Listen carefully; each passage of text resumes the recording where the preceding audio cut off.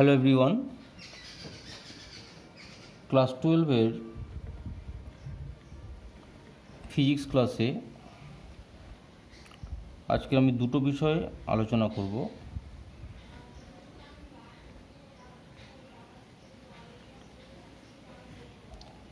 এক নম্বর হচ্ছে শান্ট বা বিকল্প পথ। তড়িৎ প্রবাহ মাপার জন্য যে যন্ত্র ব্যবহার করা হয় সেই যন্ত্রের নাম হলো অ্যামমিটার। এই অ্যামমিটার যন্ত্র গ্যালভানোমিটার নামক যন্ত্র থেকে তৈরি হয়। এখন গ্যালভানোমিটার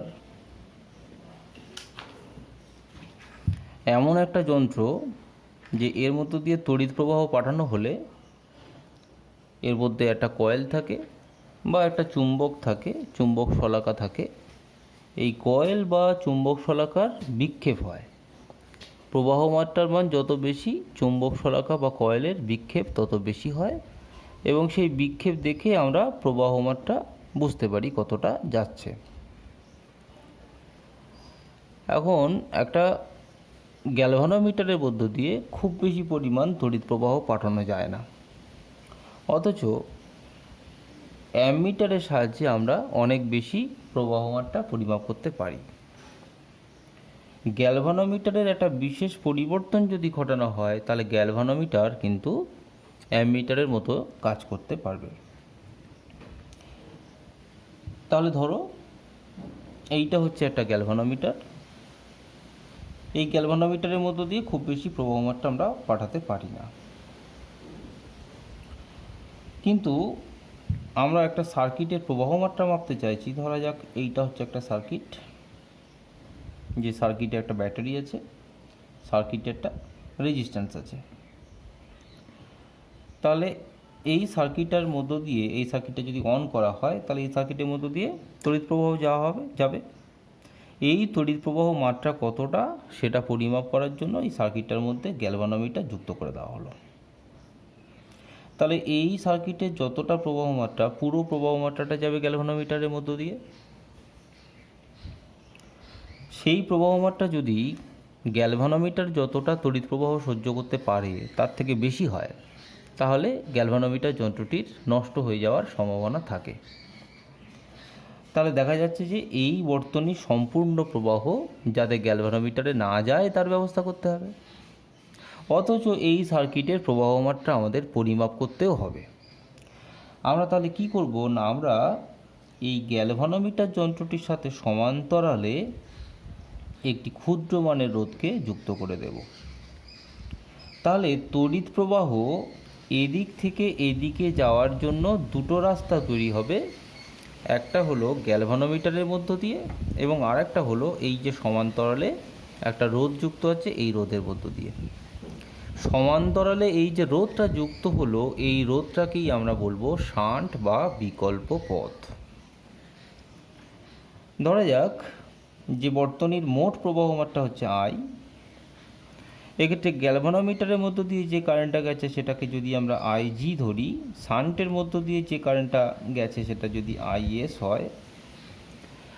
যেহেতু গ্যালভানোমিটার এবং শান্ট সমান্তরাল সমবায়ে যুক্ত, তাই গ্যালভানোমিটারের দুই প্রান্তের বিভব পার্থক্য ভিজি এবং শান্টের দুই প্রান্তের বিভব পার্থক্য ভিএস সমান হবে। আবার ওহমের সূত্র অনুযায়ী তোমরা জানো যে বিভব পার্থক্য ইকুয়াল টু আইআর।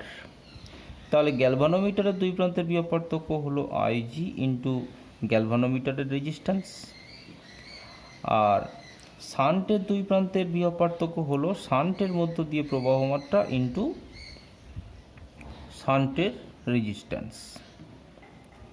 তাহলে এখান থেকে দেখা যাচ্ছে যে শান্টের রেজিস্ট্যান্স ইকুয়াল টু হবে IG divided by IS into RG. আবার আইজি এবং আইএস এরা দুজনে মিলে তো মূল প্রবাহ মাত্রা আই। তাহলে আমরা আইএস ইকুয়াল টু লিখতে পারি আই মাইনাস আইজি।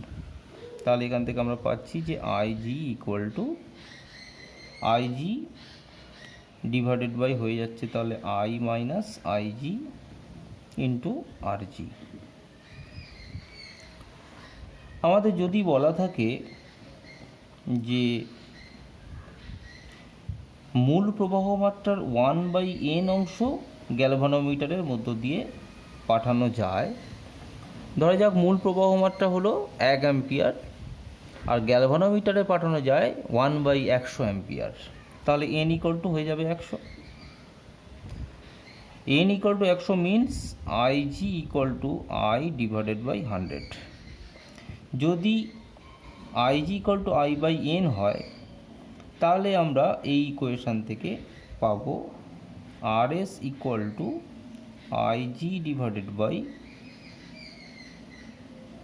এই I এর জায়গায় আমরা লিখতে পারবো n ইন্টু IG, তাহলে n into IG minus IG into RG। এখান থেকে IGটা কমন গিয়ে কেটে যাবে, কেটে গেলে আমরা ইকুয়েশান পাবো RG divided by n minus 1। অর্থাৎ মূল প্রবাহের 1/n অংশ যদি কোনো গ্যালভানোমিটারের মধ্য দিয়ে আমরা পাঠাতে চাই, তাহলে ওই গ্যালভানোমিটারের সঙ্গে সমান্তরাল সমবায়ে যে শান্ট যোগ করতে হবে সেই শান্টের রোধ হবে গ্যালভানোমিটারের রেজিস্ট্যান্সের 1/n-1 অংশ। গ্যালভানোমিটার এবং এই শান্ট এদের দুজনের এই যে কম্বিনেশনটা তৈরি হলো, এই কম্বিনেশনটার মধ্য দিয়ে তাহলে মূল প্রবাহের পুরোটাই যাচ্ছে। এখন এই কম্বিনেশনটাকে আমরা কিন্তু বলবো অ্যামমিটার। তাহলে আমরা এখান থেকে আরও একটা জিনিস জানতে পারলাম যে একটা গ্যালভানোমিটার থেকে একটা অ্যামমিটার তৈরি করার জন্য গ্যালভানোমিটারের সঙ্গে শ্রেণী সমবায়ে একটা ক্ষুদ্র মানে রোধ যুক্ত করতে হয়, তাহলে যে কম্বিনেশনটা তৈরি হবে সেই কম্বিনেশনটাকে আমরা বলবো অ্যামমিটার। তাহলে এই পদ্ধতিতে আমরা গ্যালভানোমিটার যন্ত্রটিকে রক্ষা করতে পারলাম। গ্যালভানোমিটার যন্ত্রটি উচ্চ প্রবাহ মাত্রার জন্য নষ্ট হয়ে গেল না, অথচ আমরা এই কম্বিনেশনটার সাহায্যে প্রবাহ মাত্রাটাও পরিমাপ করতে পারলাম। তাহলে এইটা গেল আমাদের প্রথম টপিক। আমরা দ্বিতীয় আরও একটা টপিক পড়ব। আমাদের আজকের আলোচনার দ্বিতীয় টপিকটা হচ্ছে কম্বিনেশন অফ সেল।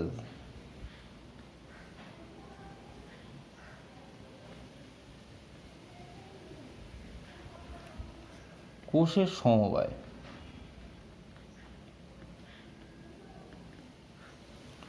বৈদ্যুতিক বর্তনীতে অনেক সময় একাধিক কোষ ব্যবহার করা হয়, কখনো প্রবাহ মাত্রা বাড়ানোর জন্য বা কখনো বিভব পার্থক্য বাড়ানোর জন্য। আমরা রোধের কম্বিনেশন আগে জেনেছি। রোধের যেমন দুরকম কম্বিনেশন হয়, সিরিজ কম্বিনেশন, প্যারালাল কম্বিনেশন, তেমনি ব্যাটারিরও দুরকম কম্বিনেশন হয়, সিরিজ কম্বিনেশন, প্যারালাল কম্বিনেশন। আমরা সবার প্রথমে শ্রেণী সমবায় পড়ব বা সিরিজ কম্বিনেশন পড়ব।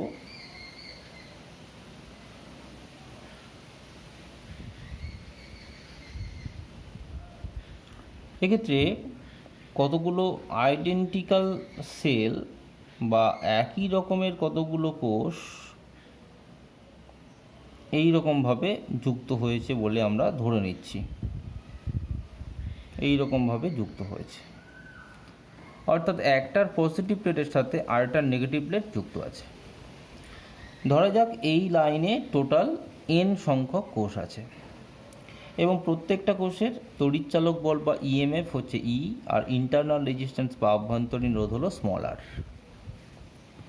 তাহলে কোষগুলো যে দুটো বিন্দুর মধ্যে যুক্ত আছে, যদি তারা A আর B বিন্দু হয়, তাহলে A ও B বিন্দুর মধ্যে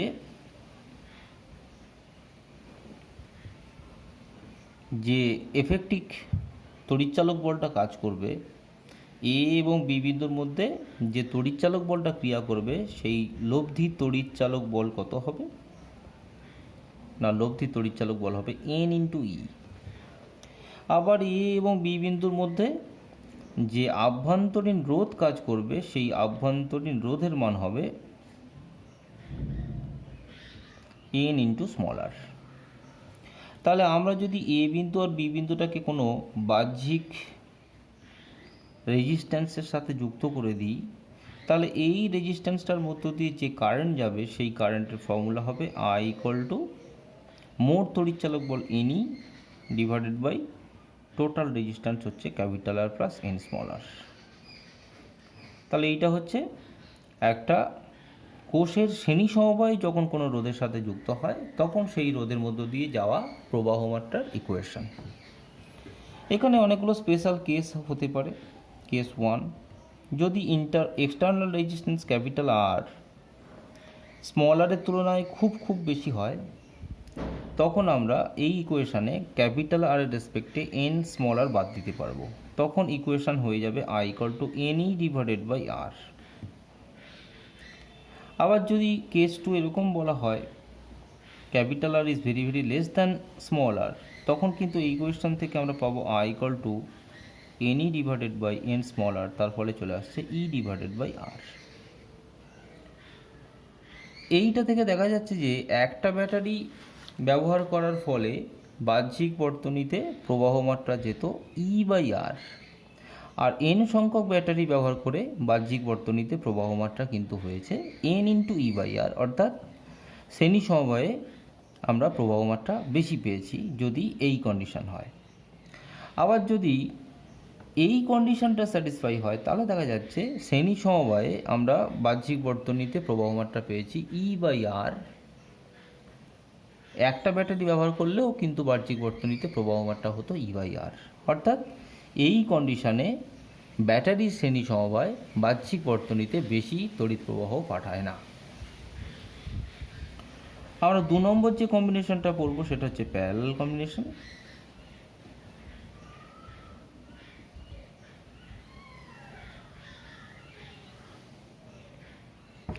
প্যারালাল কম্বিনেশনে প্রত্যেকটা ব্যাটারির পজিটিভ প্রান্ত একটা জায়গায় যুক্ত থাকবে এবং নেগেটিভ প্রান্তগুলো আরেকটা জায়গায় যুক্ত থাকবে। ধরা যাক পজিটিভ প্রান্তগুলো এতে যুক্ত আছে, নেগেটিভ প্রান্তগুলো বিতে যুক্ত আছে। তাহলে এ এবং বি বিন্দুর মধ্যে ব্যাটারিগুলো সমান্তরাল সমবায় বা প্যারালাল কম্বিনেশনে যুক্ত আছে। এক্ষেত্রে প্রত্যেকটা ব্যাটারির আইডেন্টিক্যাল, প্রত্যেকটা ব্যাটারি একই রকম, যাদের সবারই তড়িৎচালক বল ই আর ইন্টারনাল রেজিস্ট্যান্স হচ্ছে স্মল আর। এক্ষেত্রে এ বিন্দু আর বি বিন্দুর মধ্যে তড়িৎচালক বল হয়ে যাবে কিন্তু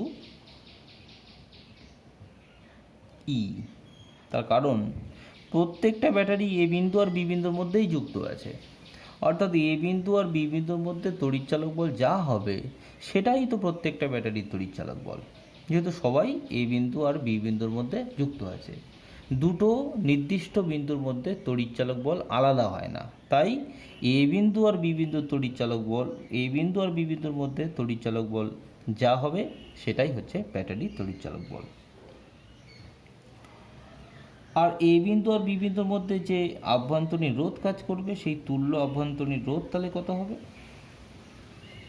যেহেতু ব্যাটারিগুলো প্যারালাল কম্বিনেশনে আছে তাই তুল্য আভ্যন্তরীণ রোধ হবে আর বাই এন। আমরা এখানে টোটাল নাম্বার অফ সেল ধরেছি এন। তাহলে বাহ্যিক বর্তনীর মধ্য দিয়ে যে পরিমাণ কারেন্ট যাবে সেই কারেন্ট আই কত হবে? আই ইকুয়াল টু ই জায়গায় ই থাকলো divided by capital R plus small R by N. Calculation করলে আমরা পাচ্ছি N into E divided by N capital R plus small R, অর্থাৎ এইটা হচ্ছে ব্যাটারির প্যারালাল কম্বিনেশনের ক্ষেত্রে বাহ্যিক বর্তনীর মধ্য দিয়ে তড়িৎ প্রবাহের সূত্র। নেক্সট আমরা এটারও দুটো স্পেশাল কেস পড়ব।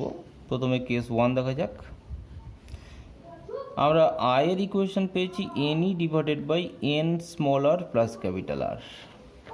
কেস 1-এ বলা হচ্ছে যদি ক্যাপিটাল আর এর মানটা এন স্মল আর এর থেকে খুব বেশি হয় তাহলে কিন্তু আমরা আই ইকুয়াল টু পেয়ে যাব এনই divided by capital R.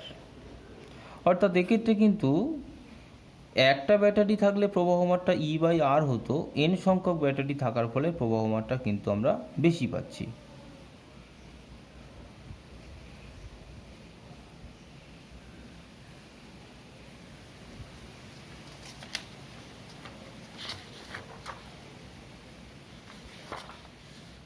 Sorry, এটা ভুল হয়ে গেছে, আমরা এই ইকুয়েশনটা ভুল লিখেছি। আই ইকুয়াল টু ইকুয়েশনটা আমাদের ছিল N E divided by N capital R plus small আর।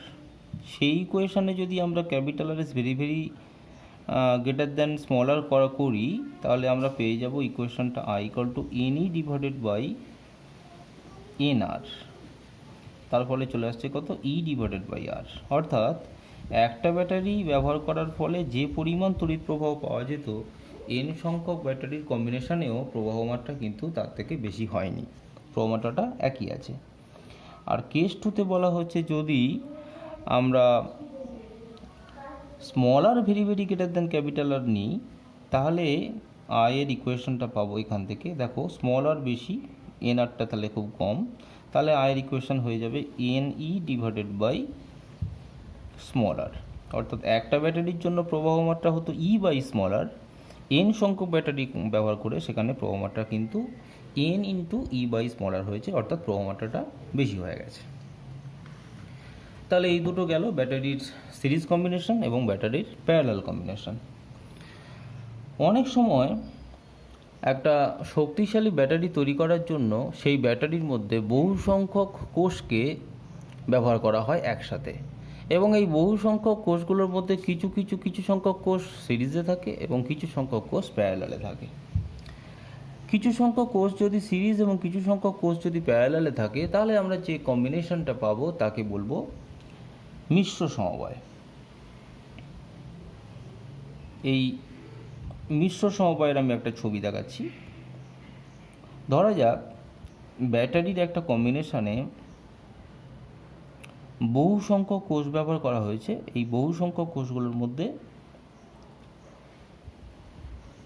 যে শ্রেণী সমবায়গুলো আছে, সেই এক একটা শ্রেণীতে এন সংখ্যক করে কোষ আছে। অর্থাৎ এই যে লাইনটা আমরা এঁকেছি, এই লাইনে এন সংখ্যক একই রকমের কোষ শ্রেণী সমবায় আছে। আর এই রকম লাইন ধরা যাক ওই ব্যাটারিতে মোট এম সংখ্যক আছে, মানে এই রকমভাবে আরও আছে, এই রকমভাবে আরও আছে, এই রকম লাইন আছে এম সংখ্যক। তাহলে ওই যে কম্বিনেশনটা আমরা পেলাম, এই কম্বিনেশনের টোটাল নাম্বার অফ সেল কী হবে? এক একটা লাইনে যদি এন সংখ্যক কোষ থাকে আর এরকম লাইন যদি এম সংখ্যক হয়, তাহলে মোট কোষের সংখ্যা কিন্তু হয়ে যাচ্ছে এম ইন্টু এন। এই যে মিশ্র সমবায়টা আমরা পেলাম, এই মিশ্র সমবায়টাকে যদি আমরা একটা বাহ্যিক রোধের সাথে যুক্ত করি, তাহলে বাহ্যিক রোধের মধ্য দিয়ে প্রবাহ মাত্রা কত হবে সেটা আমরা দেখব। এই দুটো বিন্দু আমরা ধরে নিলাম এ আর বি। তাহলে এ এবং বি বিন্দুর মধ্যে তড়িৎচালক বলটা কত হবে? এ এবং বি বিন্দুর মধ্যে তড়িৎচালক বল হয়ে যাবে এন ই। যেহেতু এন সংখ্যক কোষ সিরিজে যুক্ত আছে, তাই তড়িৎচালক বল এন ই। আর প্যারালাল কম্বিনেশনে তড়িৎচালক বলের কোনো পরিবর্তন হয় না, তাই এ বিন্দু আর বি বিন্দুর মধ্যে তড়িৎচালক বল হয়ে গেল এন ই। এ বিন্দু এবং বি বিন্দুর মধ্যে যদি আভ্যন্তরীণ রোধ কত বের করতে হয়, তাহলে কি করব? এ বিন্দু এবং বি বিন্দুর মধ্যে ইন্টারনাল রেজিস্ট্যান্স ইকুয়াল টু হবে N into small R divided by M. এর কারণ হচ্ছে এন সংখ্যক কোষ শ্রেণীতে যুক্ত আছে, তার তুল্য ইন্টারনাল রেজিস্ট্যান্স হচ্ছে এন স্মল আর তাদের আবার এম সংখ্যক যেহেতু প্যারালালে আছে, তাই তুল্য রোধ হয়ে গেল N small R by capital M by small M. সুতরাং এই বাহ্যিক রোধের মধ্য দিয়ে যে কারেন্ট যাবে, সেই কারেন্টের ইকুয়েশন হবে I equal to N E হচ্ছে মোট তড়িৎচালক বল ডিভাইডেড বাই ক্যাপিটাল আর হচ্ছে external resistance plus N small R by M হলো টোটাল ইন্টারনাল রেজিস্ট্যান্স। তাহলে এইটা হলো বাহ্যিক বর্তনীর মধ্য দিয়ে প্রবাহ মাত্রা। ইকুয়েশনটাকে যদি আমরা আর একটু সিম্পলিফাই করি, তাহলে পাবো I equal to M N E divided by M capital R plus N small R. অর্থাৎ বাহ্যিক বর্তনীর মধ্য দিয়ে এই যে প্রবাহটা পেলাম, এই প্রবাহ এম এবং এন এদের দুজনের মানের উপর নির্ভর করে। অর্থাৎ আমরা কোষগুলোকে নিয়ে কিভাবে সাজাচ্ছি তার উপর নির্ভর করছে এম এর মান এবং এন এর মান। ধরা যাক আমাদেরকে মোট 24টি কোষ দেওয়া হলো এবং তাদেরকে সাজিয়ে একটা ব্যাটারি বানাতে হবে। এমন একটা ব্যাটারি বানাতে হবে যে ব্যাটারি যেন বাহ্যিক বর্তনীতে সর্বোচ্চ প্রবাহমাত্রা দেয়।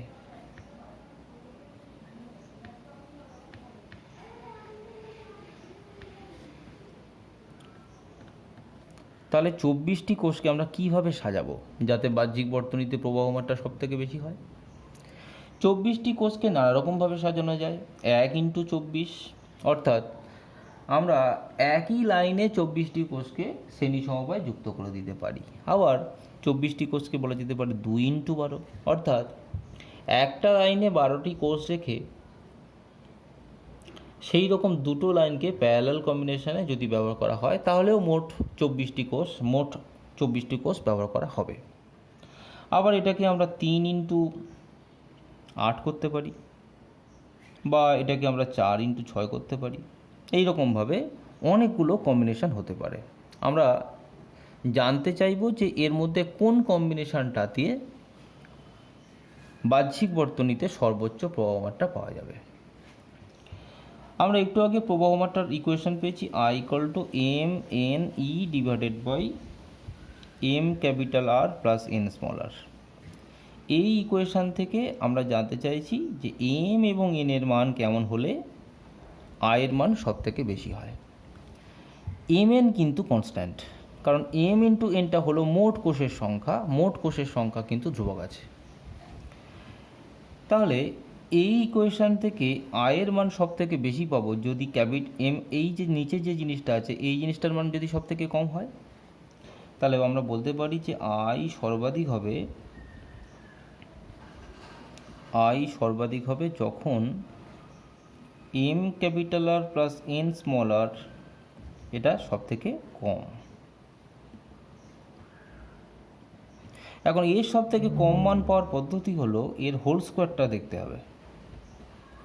এর হোল স্কোয়ার ইকুয়াল টু হচ্ছে m capital R minus n small r এর whole square plus 4mn capital R small r।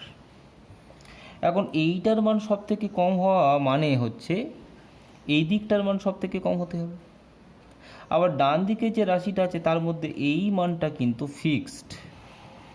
mn হচ্ছে মোট কোষের সংখ্যা, ক্যাপিটাল R হচ্ছে এক্সটার্নাল রেজিস্ট্যান্স, স্মল r হলো ইন্টারনাল রেজিস্ট্যান্স। তাহলে আমরা যদি এর মান সব থেকে কম করতে চাই তাহলে এই জিনিসটার মান সব থেকে কম করতে হবে। এখন mr মাইনাস nr এর হোল স্কোয়ারের সব থেকে কম মানটা কত? যেহেতু এটা একটা পূর্ণবর্গ রাশি, যেহেতু স্কোয়ার আছে, তাই এর সব থেকে কম মান হচ্ছে 0। অতএব আমরা বলতে পারি যে m capital R plus n small r এর হোল স্কোয়ারের মান সব থেকে কম হবে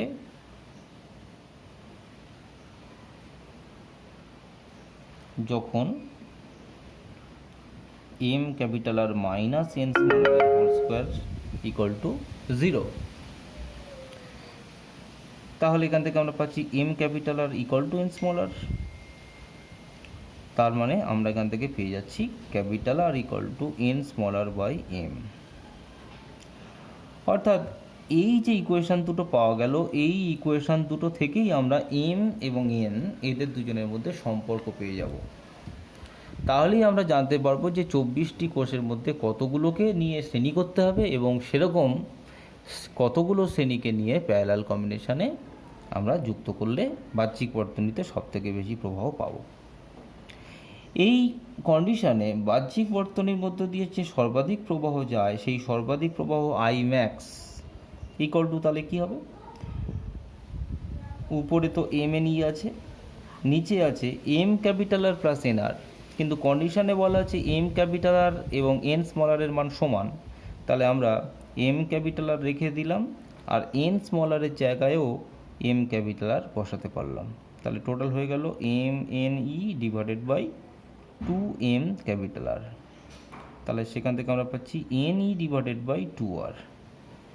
এইটা হচ্ছে বাহ্যিক বর্তনীর মধ্য দিয়ে সর্বোচ্চ প্রবাহমাত্রার মান। আমরা ব্যাটারিগুলোকে এর আর অন্য কোনো কম্বিনেশন যদি করি তাহলে কিন্তু এই প্রবাহমাত্রা থেকে কম প্রবাহমাত্রা পাবো। এটাই হলো ম্যাক্সিমাম প্রবাহমাত্রা। এই ইকুয়েশনটা থেকে আরও একটা জিনিস বোঝা যাচ্ছে যে এই আর হলো কি না, আর হলো বাহ্যিক রোধ R N smaller by capital এমটা এন স্মলার বাই এমটা হলো মোট আভ্যন্তরীণ রোধ। তাহলে দেখা যাচ্ছে যে বাহ্যিক রোধ এবং মোট আভ্যন্তরীণ রোধ যখন সমান হয় তখনই একটা ব্যাটারির কম্বিনেশন বাহ্যিক বর্তনীতে সব থেকে বেশি পরিমাণ তড়িৎ প্রবাহ পাঠায়।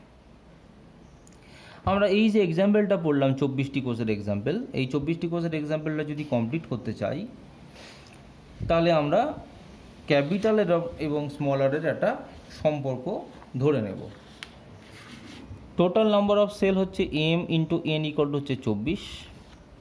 ধরা যাক আমরা একটু আগে সর্বোচ্চ প্রবাহমাত্রা শর্ত পেয়েছি M capital R equal to N small R. এখানে ধরা যাক ক্যাপিটাল আর ইকুয়াল টু হচ্ছে 8 আর স্মলার ইকুয়াল টু ধরো 6। সেক্ষেত্রে আমরা পাবো M into 8 equal to 6 into N. তাহলে এম ইকুয়াল টু হয়ে যাচ্ছে 6n/8, তার মানে 3n/4। আবার এম ইন্টু এন মানে 24, সেখান থেকে আমরা এম এর জায়গায় 3n/4 যদি বসিয়ে দিই, এন এর জায়গায় এন 24 হয়ে যাচ্ছে। তাহলে আমরা পাচ্ছি 3n square equal two 24 into 4, তাহলে এন স্কোয়ার ইকুয়াল টু হয়ে যাচ্ছে 24 ইন্টু 4/3, অর্থাৎ এন এর ভ্যালু চলে আসছে 32। অর্থাৎ এখান থেকে আমরা এনের যে মান পাচ্ছি সেটা কিন্তু চলে আসছে ফ্র্যাকশানে। যাই হোক, পদ্ধতিটা হলো এইরকম, আমরা ডেটাগুলো যদি ঠিকঠাক নিতে পারি তাহলে এখান থেকে কিন্তু এনের মান আমরা পেয়ে যাব, এবং এনের মান পাওয়ার পরে সেখান থেকে কিন্তু এনের ভ্যালুটাও পেয়ে যাব। তাহলে আমরা আজকে দুটো টপিক আলোচনা করলাম। একটা হচ্ছে শান্টের সাহায্যে কিভাবে কোনো গ্যালভানোমিটারকে অ্যামিটারে পরিণত করা যায়, এবং আরেকটা হলো ব্যাটারির কম্বিনেশন অফ সেল, কিছু ব্যাটারি, কিছু সংখ্যক ব্যাটারি নিয়ে কিভাবে তাদেরকে যুক্ত করলে বাহ্যিক বর্তনীতে আমরা সর্বোচ্চ পরিমাণ প্রবাহমাত্রা পাবো সেটা আমরা জানলাম। আশা করি তোমরা বুঝতে পেরেছো। তোমরা এই ব্যাপারটার সাথে বইটা ভালো করে পড়ে দেখবে, তাহলে নিশ্চয়ই তোমরা বুঝতে পারবে। সবাইকে ধন্যবাদ।